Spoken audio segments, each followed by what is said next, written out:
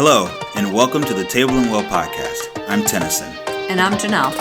Thank you for joining us as we discuss topics and give practical tools that help you live, grow, and be in healthy, joy-filled relationship with God, yourself, and others. For more information and resources, or if you're looking for coaching, connection, and community, visit tableandwell.org. We hope you enjoy this podcast.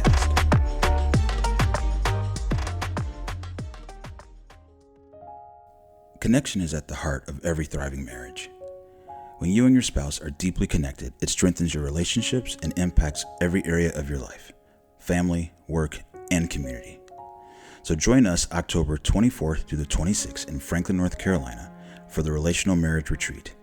At this experiential and interactive retreat, you and your spouse will discover practical, life-changing skills that will strengthen your marriage and create lasting change in your relationship. With the investment of only $780 per couple, you will gain a deeper, more meaningful connection with your spouse, a stronger, joy-filled marriage, and practical skills that you can apply immediately that will transform every area of your life. This is more than just a retreat. It is an invitation to build a marriage that thrives, and from that place, lead with joy and authenticity in every area of your life. Join us and watch you and your marriage transform. Registration is now open. Go to tableandwell.org/marriage to sign up today. Space is limited. Strengthen your marriage, deepen your connection, lead with joy. Hello, and thank you for joining us again on the Table and Well podcast. We are in episode 12 of our third season, and we are in the middle of our relational maturity. See, guys, it's been a time. It's been a time, but it's been a really good time. It has been a time. Yeah. We are in the middle of our relational maturity series revisited. So we're coming back and walking through this. And so we are in the adult stage of maturity. Mm-hmm. And we just finished walking through kind of just the introduction to it.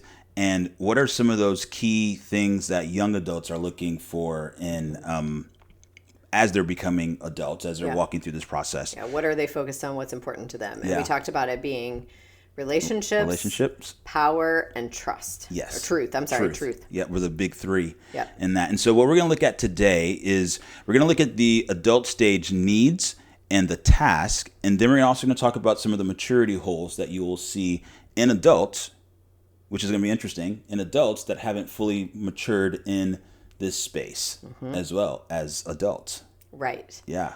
Yeah. And so to start with those adult stage needs, remember, this is what adults need from their community. Yes. In order to develop this maturity. So the first thing they need is time to bond with peers and form a group identity. And we talked a lot about that in the last podcast. Yeah. And notice it says time to bond.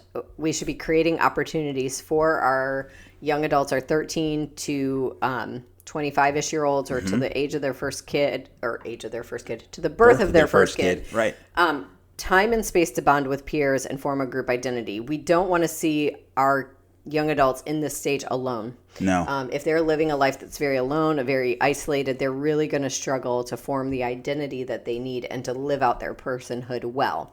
Yeah. We also don't want to see them in groups or communities that are not healthy and are influencing them in ways that turn them into someone other than themselves. Right. And this is where, too, you're going to find in that space of bonding with their group and their peers is where they're going to begin to their identity is going to come out. Their personality comes out. The thing that makes them unique in who they are, and then begin to see, oh, this is how I fit into this group. Here's how I can make my mark in the world or in this community. And so they're beginning to learn how they fit as well into this ecosystem of their peers and forming their group identity at the same time. Mm-hmm. College is actually kind of providing this atmosphere fairly well for those who live in a dorm space. You see this happening. I'm not going to say that it's always a positive event, but we see this formulation happening really clearly when these young adults go off to college, and you can tell they develop into people, and who's developing them? It's their peers. Yeah. All right. The second adult stage need is inclusion in their same gender community. This is really important because this doesn't happen. Nope. This does not happen. We've lost that as we have moved away from being really farmers and from living in the country, quote unquote, to where we moved to more before the Industrial Revolution. Yep. Because what would happen is, so whatever your parents did, whatever your dad did as a boy, right, that's what you did, right, and you spent time with them. So not only were you, but the great thing is, not only were you with your dad, you were with your uncles, you were with your guy cousins, you were with your grandparents, right, and so there was this community of men that were bonding around you. You were spending time with them, whether you were carpenters and you were building a house, or you were smith workers and you're working in with the smith, the iron, and all of that. But you were learning something and bonding with other men in that time, in that day and age. Right, and you're watching manhood being modeled. You're watching, yes. what do I do when this occurs, when something breaks, when something goes poorly, when something goes well, how do I handle this situation? Right, and you're watching that all through modeling through your gender. And the same idea with women is that there would be a split off. You wouldn't have girls in the field, you would have girls in the home, and they would be modeling what their mother was doing. And there's a lot of current day culture around women shouldn't be barefoot and pregnant, and that's not what we're saying. Right. What we are saying is I'm a businesswoman. Yes. And so I can be modeling that as well. Proverbs 31 woman who is not a barefoot and pregnant woman at home. So in saying that, where are our communities of women functioning fully as women? Right. And where are our communities of men functioning fully as men who are also modeling and inviting in this multi-generational, inviting in these 20-somethings and modeling for them what it looks like to be a man or a woman in the fullness of what that is and who that is. Because again, as we said, and I believe it was the last podcast where we talked about how only men can call boys into manhood and only women can call girls into womanhood.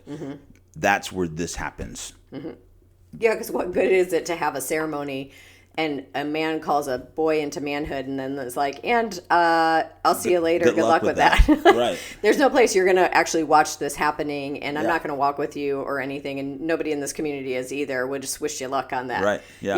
Where is that continual walking with and continual modeling happening that moves from the parents to the community, right? Yes. That's part of this conversation too. It's moving from the parents' role or the father's role to model to the community's role to model. Yeah, and then that also happened right after the rite of passage.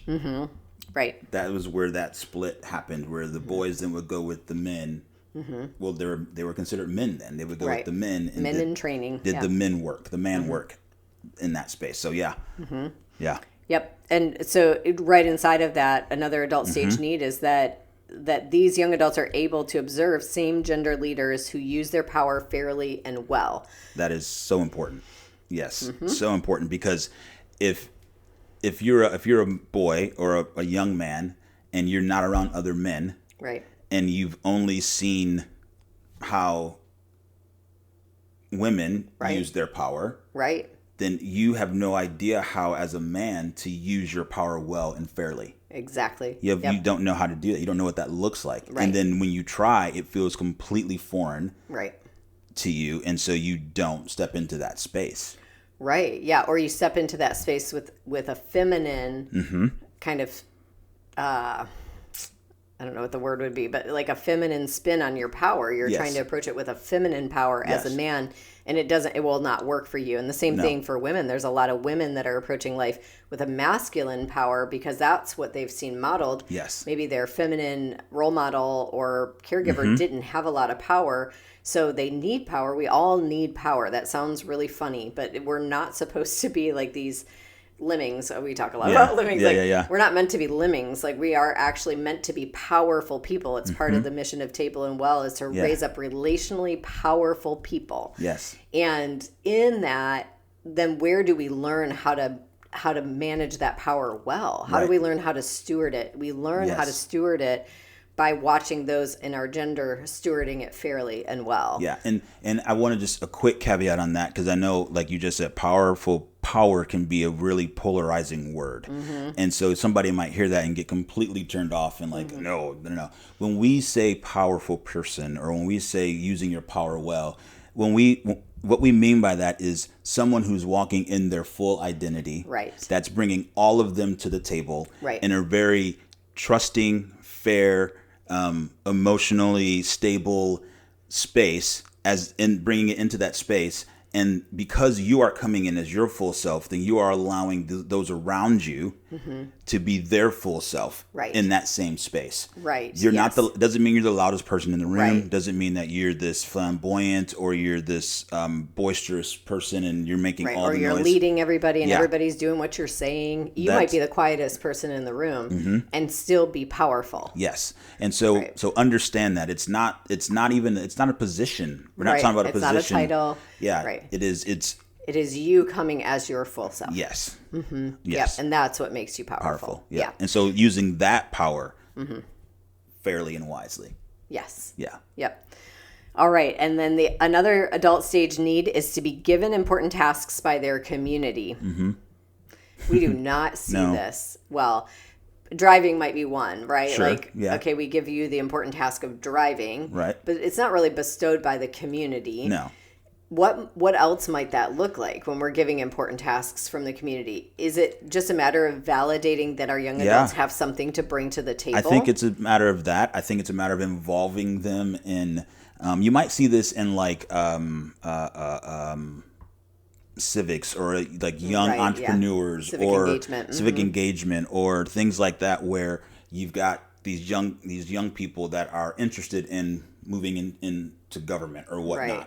And so they come inside of the school board and they begin to work and they can practice in that arena. And like student government is one of those places too, where you can begin to see some of that. But I think, that's more in school, but when you can incorporate them into actually the community, into what's happening in your neighborhood, what's happening in your church, really, what's happening in your city, and give the young adults voice and honestly a position that is influential in that space where they they have a voice there to help make those decisions. And they're using their power to influence. Yeah. And that would be some of those ways that you could do that. Yeah. I'm actually thinking this is like a super, maybe not even opposite, but just a very small version of that is we're talking about government and politics. And that one seems so obvious because it's like a clear track, right? And a clear role in space.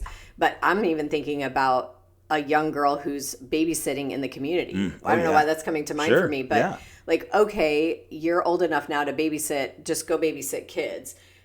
Or we could be approaching it as if that young adult had power and purpose in the community, that they're being given an important task of watching these children, not to exchange money and buy time to just get, oh, you need money, go babysit somebody's kids.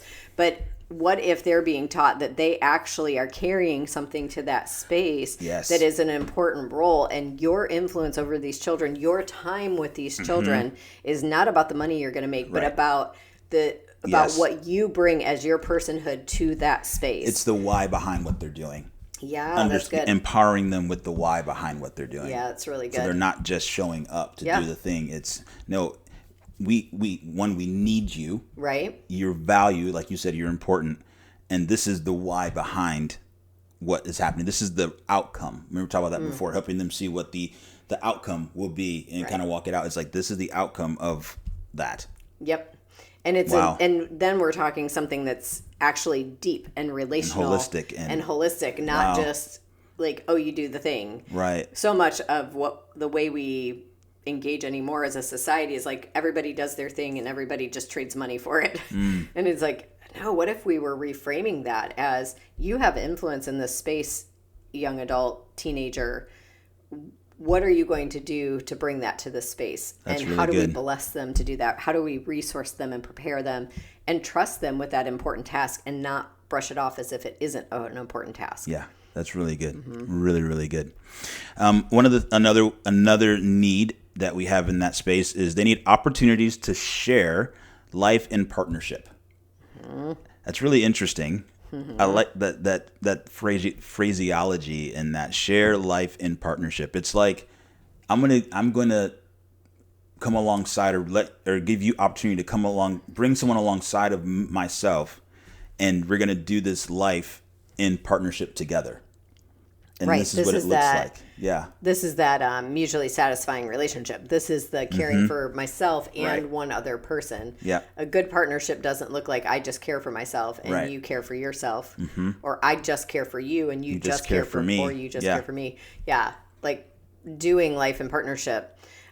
This gets real obvious when you're dating or when you're married, and it is much more appropriate toward the end of this stage. Yes. A 13-year-old is going to have not have what they need to be able to do life in partnership. Right. But I think this is something that in order for it to be developed, we shouldn't be waiting until they're 16, 17, 18 years old. Well, no, waiting until they're married is what I was going to say. Well, like, too. Okay, now you're going to learn how to do life in partnership. Right. What might it look like in our communities to create other spaces where that can be more safely practiced? Yeah. Because so many of our marriages are failing because people don't have the skill needed to do life in partnership. Right. And then there's lots of people who are practicing doing that by moving in before they're married to see if they can even make it work. Right. Like, what are some other... Yeah, and I'm not necessarily asking you. Yeah. I don't have an answer. I don't have an answer either that's for coming that. to mind for this, but I think it's a really interesting thing. And I think they try to put this into school, and it might look like completing a project together or something of that nature. But it could also go along with your child's passion. Well, yeah. It's that idea of you do, like you said, like, there's my part to do and there's your part to do in this. How do we... Teamwork, sports, I guess probably play into would be this. another one. Yep. Opportunities to share life in partnership to complete a goal to do. Yeah. That would be a way to do that. It's really good. I love about that. Learn how to be a man or woman, not just an adult, but the roles of a man, the roles of a woman. Yep. Again, there could be a lot of stuff around that. Yeah. Depending on, just society right now and where it's at. But I do believe that there are some very distinct roles that men and women, because we're different. Men and women are different. Bottom line, we are different. We are not the same. We are not the same. And so there are things that men can only teach men, and that women can only teach women, that's intrinsic to men and intrinsic to women. Right. And so you're learning about those things as well, not just how to be an adult, how to be a responsible adult and pay your bills and do all that. Right. But how do you... all these quote unquote genderless things that it's like, okay, anybody pays a bill. And what is unique to being a man and what is unique to being a woman? And the learn how to piece is so important here of like, we just think that happens. Right. Like, oh, you're a female, and so you just like will know how to be a woman, and that's just going to happen as you grow up, and it's like, who's teaching? Yeah. Who's teaching that? Who's modeling that? Who's helping these young adults learn? Who's helping young men learn how to protect in a healthy way? Right. Yeah. What does that look like? Right. Who's teaching women how to nurture well? Yeah. Who's teaching women how to operate in their wisdom? Yeah. Right. Who's actually teaching that and not just expecting that to happen? And or especially with the breakdown of the family, a lot of people a lot of young adults don't have men. Like a lot of men young adult men don't have men in their lives to teach them what it is to be a man. And so they enter life with the model of a woman. Yes. And then they're trying to function in life and something's missing. Right. Because they're not able to operate in the fullness of who they are. Yep. And vice versa. And like, I'm kind of the flip side of that story, but being raised by a single dad and having lost my mom so young, like I was a fish out of water and trying to figure out what it was to be a woman or to be in feminine spaces where everybody's talking about these things that women did or cared about or acted like or whatever. And I'm like, none of this is my experience whatsoever. I have no story to bring to this table. Yeah. But I can stand up for myself if you need me to. Like I could do a lot of masculine things because that was my model. Right. I didn't have a lot of feminine model and had to figure that out as I go. And what a gift it would have been if there was a woman who had walked into that space and helped model that for me. Absolutely, And this is, so it doesn't just happen on accident. Right, is what we're saying. Yeah, there's intentionality that goes behind that. And the rite of passage feeds into that. And if Yeah. our rite of passage was something that was developing and preparing Yep. a man for manhood or a boy for manhood and preparing a girl for womanhood, then this would also be happening. And like we said before, without the goal being your rite of passage happened and now you just are, but also we're going to continue to walk with you. We've prepared you to this space, and now we're going to calling you into manhood, into womanhood, and now we're going to continue to walk with you through that. Yeah. Yep. And one thing that you skipped on your list that I think is important is young adults adults need feedback on their impact. Yeah. So they need to know they're doing a good job. Right. Or maybe they're not doing a good job. Yeah, because that power is at play, and we talk about their power being used fairly and well. Well, one is watching other people model that, and then two is watching or them practicing that and getting feedback of like, this is going well or this is not going well. Yeah. And we've known ministry organizations who take these really passionate young adults, charismatic young adults. We see this all the time actually in the traditional church model where it's like somebody's got some passion and some energy and suddenly you're in charge of something, you're in leadership and nobody's giving you any feedback on how that's actually going. And I mean, we were youth pastors at 21 and 23. Right. Well, 20 and 22. 20 and 22, yeah. Yeah, like what in the heck? Right, yeah. We didn't have a freaking clue. Thankfully, there's a lot of good that we did do, but had we had adults who were walking with us, some mentors, some people that helping develop this maturity in us, helping address the infant and child maturity gaps that were hugely there in that space. Yes. Everyone would have won a little better. Or a lot better. A lot better. You're not wrong about that. Yeah. For sure.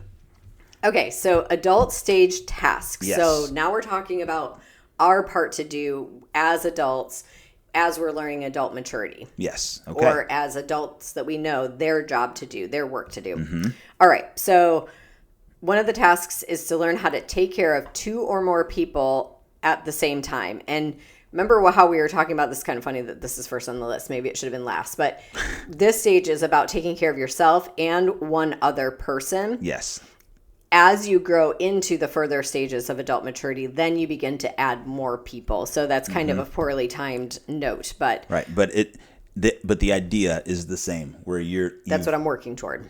Yes, I'm working towards. I know it satisfies me. Can take care of myself, and I think another piece in this too. I don't know if we mentioned this or not, but it's I don't need you to bring me satisfaction. I know where to get it on my own. And so I'm fully secure and self-sufficient in that space. Therefore I can be fully present for you and help and to walk with you and to just be there for you. And so I don't need you for that. Now, yes, granted, you always want to have that from your friends and your partners and people that you're doing life with, but I don't need it from you. I'm not coming to you because I need you to do something for me. Right. And I think this is interesting to talk about in this whole idea of mutually satisfying, as we all know that life has ups and downs, right? And so there are times when life throws us a weight that is too heavy for us to handle. Yes. We're not necessarily talking about those moments. Correct. We're talking here initially that what should be established is myself as an adult should be able to take care of myself and one other person and meet needs and reasonably meet their needs on a like non-rocky water. Right. Non-stressful, yeah. When I'm smooth sailing and not smooth sailing, like everything's comfortable and perfect and like in an ideal situation.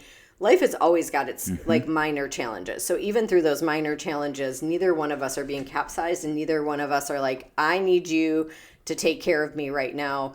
And like, I'm holding a 5-pound weight, right? Right. Yeah. Help me carry this. Right. You'll learn in an appropriate adult relationship, there are going to be times where life throws you a 100-pound weight and you need that other person to show up in a completely different way that is completely lopsided. Yes. Where I can't actually really even show up for you in relationship at all and be your friend right now. But boy, oh boy, do I need you to be my friend right now because I just lost my spouse or something terrible just happened.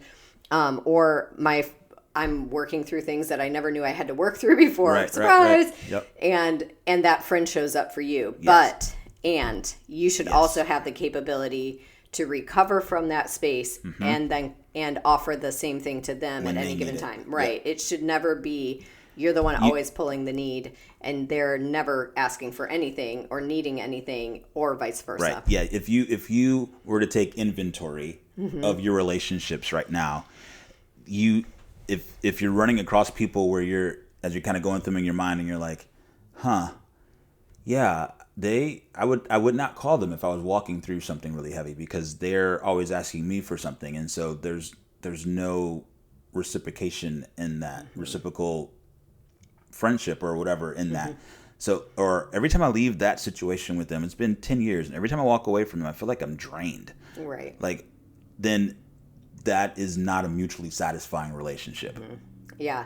And if you think about it, this is coming to mind maybe because of just the field that I live and work in, but you were talking about, I don't know what triggered it. But anyway, if you think about your life as a bank account, let's say like an emotional, relational bank account, then, and this is what we help people build, is we help people fill up their relational bank account because life will draw on it. Yeah. And when we don't have it with at least some basic funds to cover living expenses, nevertheless having saved for tough times, because tough times will come, then we find ourselves with an inability to be generous. Yes. It's really hard to be generous when you don't know where your next meal is coming from. That's really good. Yep. And because you have nothing to give.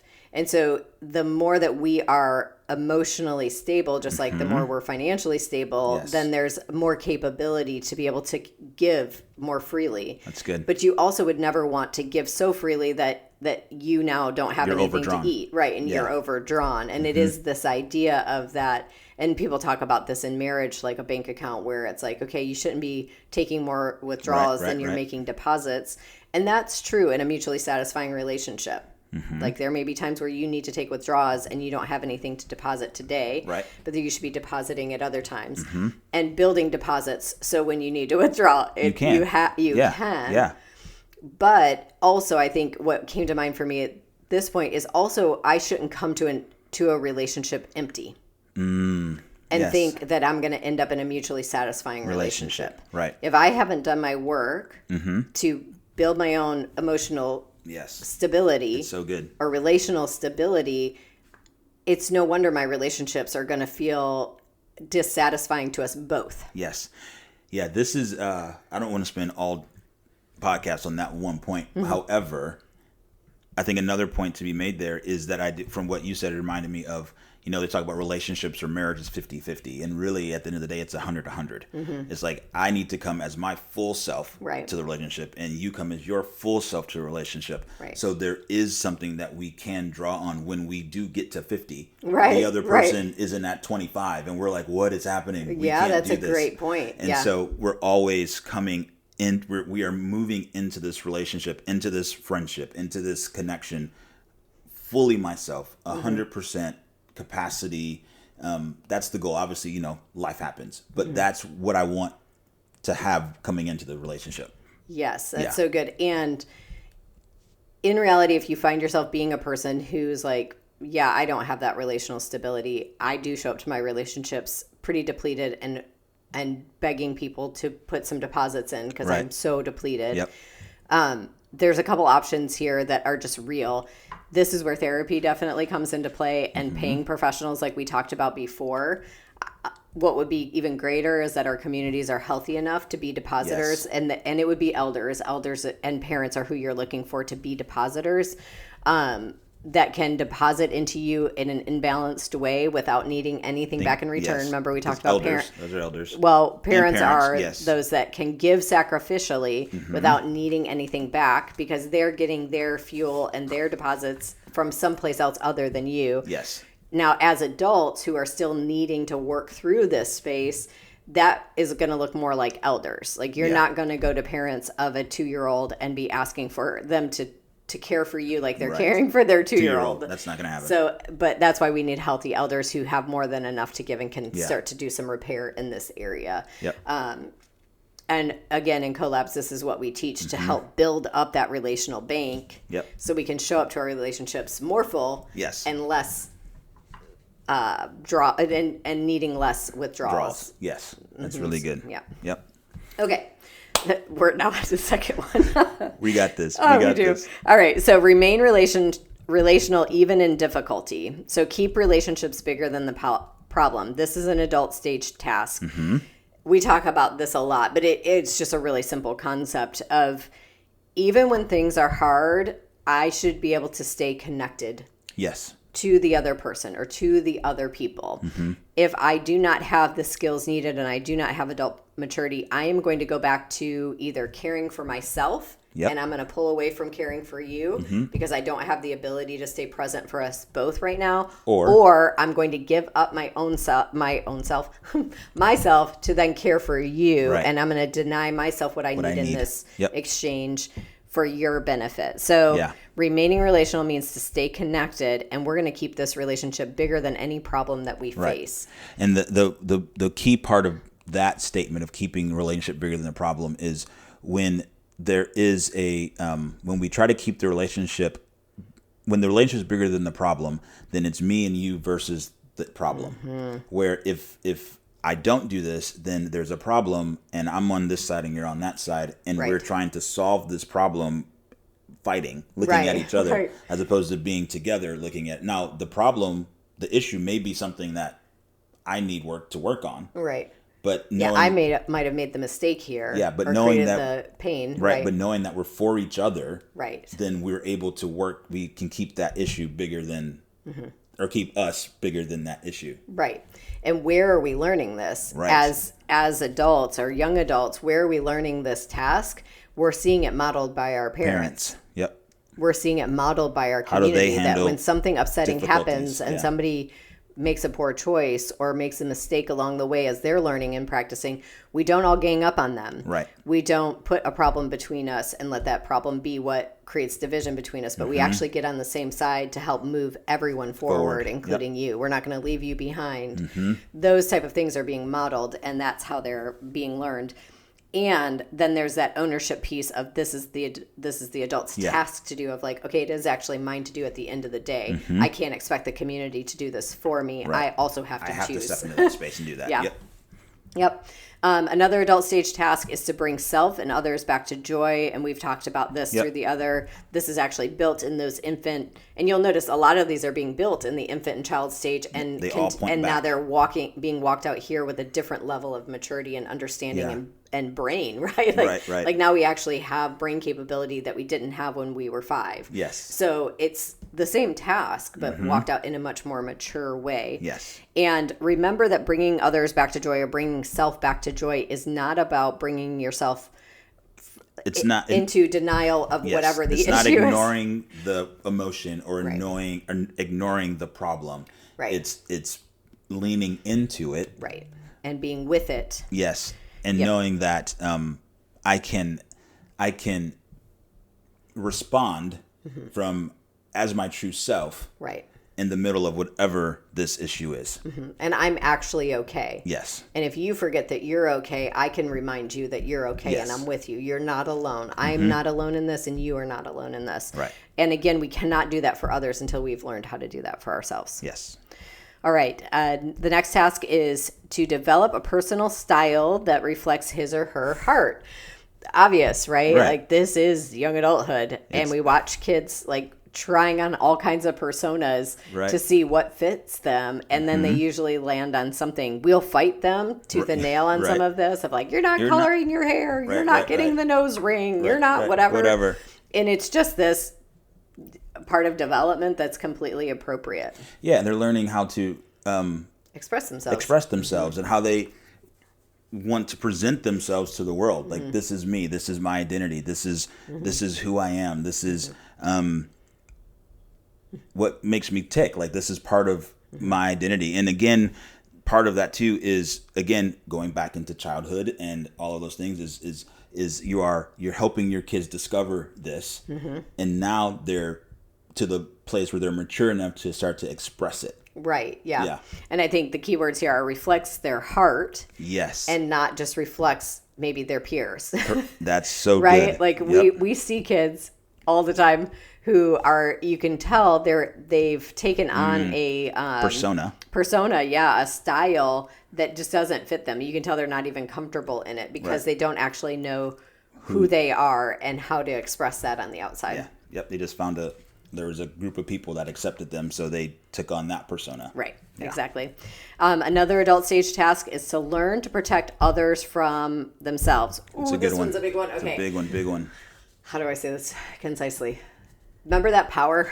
Yep. That we talked about and that we should have? Yes. We actually have authority and dominion over other humans. And yeah, we do. And it's developing in this stage, right? We have the power to hurt someone else. Yes. We absolutely do. And we have the power to know what we're doing and choose it, and choose to protect others and choose to not protect others at this stage. Yes. And understanding, this is where we begin to come into the understanding that what I do does affect other people. Yep. And that is part of my power. And I need to be mindful of that what I'm doing is not harming other people. It's really that simple. Yeah. It's how do I approach learning how to handle a situation that has the potential to cause someone a lot of hurt and pain, but knowing how to come into that space and navigate it in a way that is decisive, true to who you are, encouraging, and corrective, that does not cause someone to fall off the end of the world because of the way you addressed it. Yeah, well, it's funny, but I think right back to that babysitting example that I said earlier, like this can start at 13 of learning how to protect others from yourself. You have been trusted with somebody's most precious commodity, right? Yes. Yep. And that little one is in your full authority, and you have a lot of choices to be making and you have a lot of power. Yep. And what does it look like to protect them from your power? Protect them from the authority that you carry in certain spaces. And and instead use that power and that authority to actually benefit them versus benefit you. And I think that's a big piece of this. That's a huge piece power of it. Play and maturity of, I understand that my power is meant to benefit me. I'm not saying that it's not, because we can also get weird and wonky about that of like the self-sacrifice all the time. No. Remember, take care of self and one other person. So my power should still benefit me, and it should also benefit you. Yeah, the not community. harm you. Yes. Whoever you is, or the Whoever one you person is. maybe in this space, that we should find a win-win. Yep, always win-win. That's so good. Oh, that's hard. I mean, it's not hard. I'll take that back. It's a skill, and it takes practice, and it's something that we just have to learn how to do. Can I say one more thing here? I mean, we're here. Go for it. I think this can also be on a flip side. We think of power being like power, and us doing something to someone else or making someone else do something. We can also flip side this on our power when we are maybe have savior complexes and we have this pseudo maturity of a child, and we're so used to taking care of other people. That's good. That we also have power there too. Like I have the power to not choose myself and to only choose you, and then be resentful when I'm not getting my needs met, and then it ends up harming you in the process, because now we have this backwards manipulation thing happening. It can also look very subtle, or it can look very good right, and nice and kind and caring. How do you protect yourself from your power? Right. Yeah. Right. Exactly. I can't protect others from my power if I'm not protecting my own self from my own power. Which goes back to learn how to take care of yourself. Right. Yep. So, Sorry. So, that's good. That's good. So another point here in task is learn mutual satisfaction. So what does it look like to be in a mutually, again, we've said it, I don't even know how many times, mutually satisfying relationship where I can take care of myself and I can take care of you, and you can take care of yourself and you take care of me, and it's mutually satisfying. It's a life-giving. I think that's life-giving on both sides. Yeah, it's a life-giving relationship. It's life-giving. It doesn't mean that we've already covered all that, but it's life-giving. You walk away like, man, that was a great I love them because when I'm with them, I feel like I'm growing and I'm getting there's life there. Yeah. Yeah. Anything else? Nope. On that one? No, I think we covered that one. All right. Learn to handle sexuality in a life-giving way in the community or to the community. This is an interesting one. I don't know what to say about this one right now. Unpack that one a yeah, little bit? unpack that Okay. one a little bit. So obviously between the ages of 13 and that first child, we are being awakened to our sexuality. Hopefully we've had the privilege of waiting until we're 13 to be awakened to our sexuality.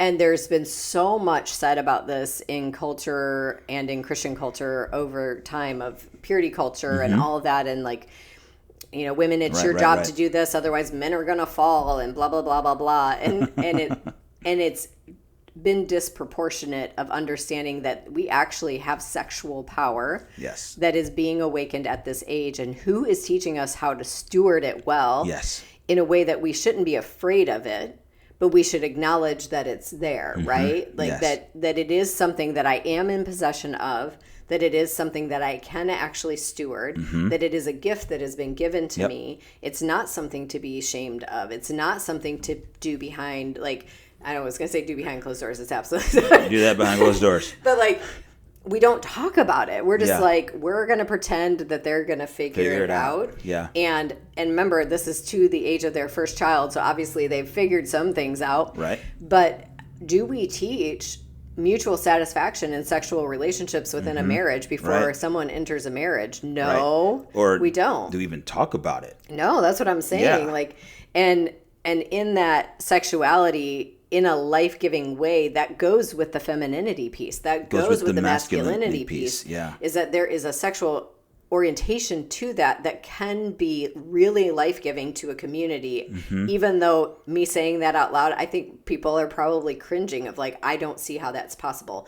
But one thing that we have talked about is, for instance, in our table community, there was a guy that he and I became like brother and sister.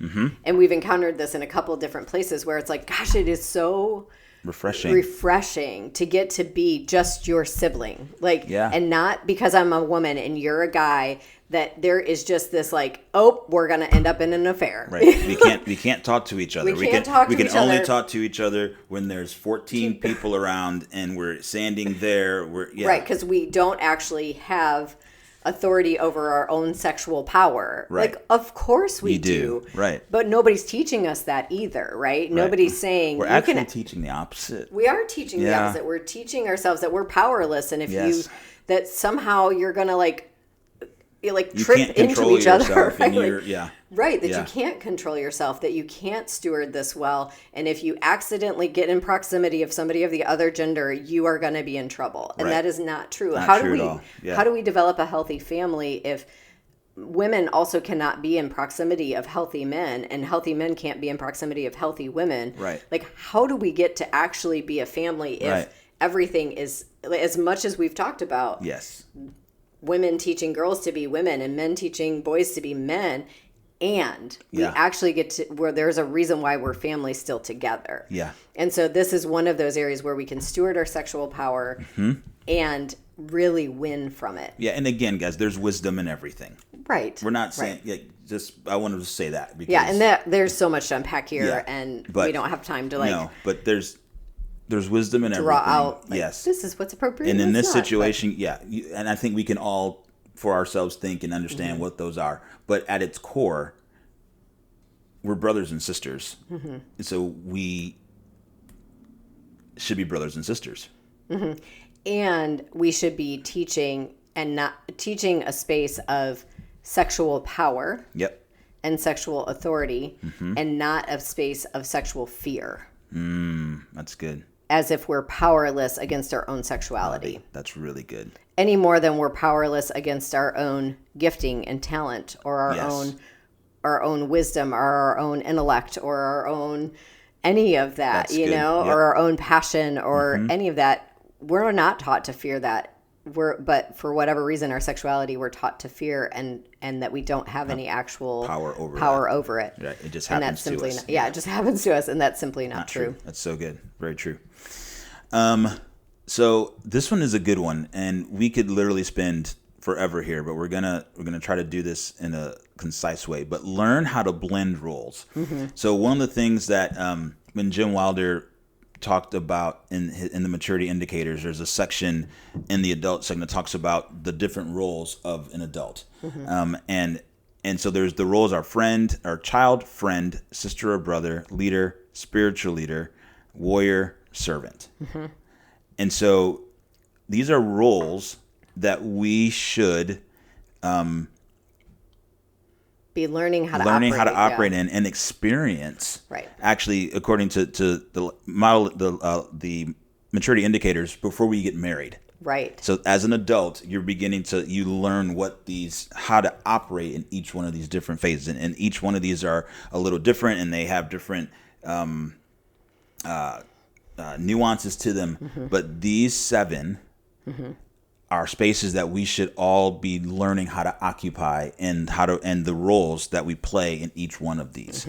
What does it look like to be a healthy friend for your whole life? Right. Yeah. Which it will change. It will change how that works, but operating as you mature, operating in those spaces. And so I don't know that. I don't even know where we're on time on this podcast, so we probably won't go into this. But know that this is something that we are praying over, because we feel there's something really special about this, because we're often not operating in the wholeness of all these 7 spaces, and we want to help people develop this in their life to be operating as the fullness of who they are. And again, that's just.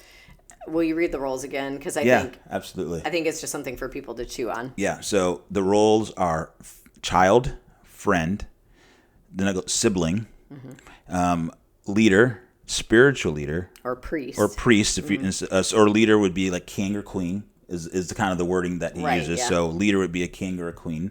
So like a governing ruler, authoritative ruler. Yeah. But not there's so much nuance in that. I know. But those are just having authority and taking and sitting in that seat. Yeah. Yep. Spiritual leader, so a priest, warrior, or servant.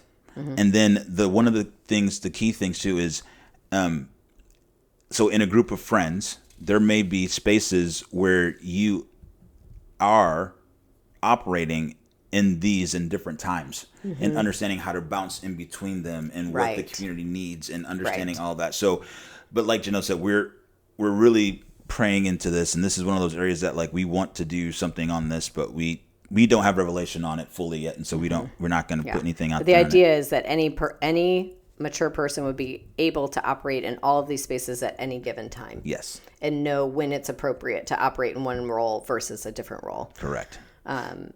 Yep. So the last 2 on the list here, we have partner with others. So understanding what it means. So a task is to be able to partner with others. How do we do that? How do we live in partnership? And I think that's similar to... I know, I was like, we've talked about this, right? Yes, opportunities to share life in partnership. So the need is, I need someone in the community to give me an opportunity to partner with others. Right. And my task to do is partner with others. And someone needs to give me opportunity to do that. Right. Yes. Yep. And then the last one is act like themselves in a group. So understanding that my task is, if I'm in a group, to that, or again, that group identity piece, but where I can be fully who God designed me to be, fully living in my identity inside of this group. And not selling my soul to gain belonging or acceptance. Yeah. You've been listening to the Table and Well podcast. New episodes stream every Tuesday. If you have enjoyed this podcast, please leave us a review to let us know. Also, subscribe on your favorite listening platform to stay up to date on all things Table and Well. To learn more, start your journey, or get information on how Table and Well can help develop your community, family, or teams to be relationally healthy and authentically connected, please go to tableandwell.org/collab to schedule an interest call, or you can email us directly at known@tableandwell.org.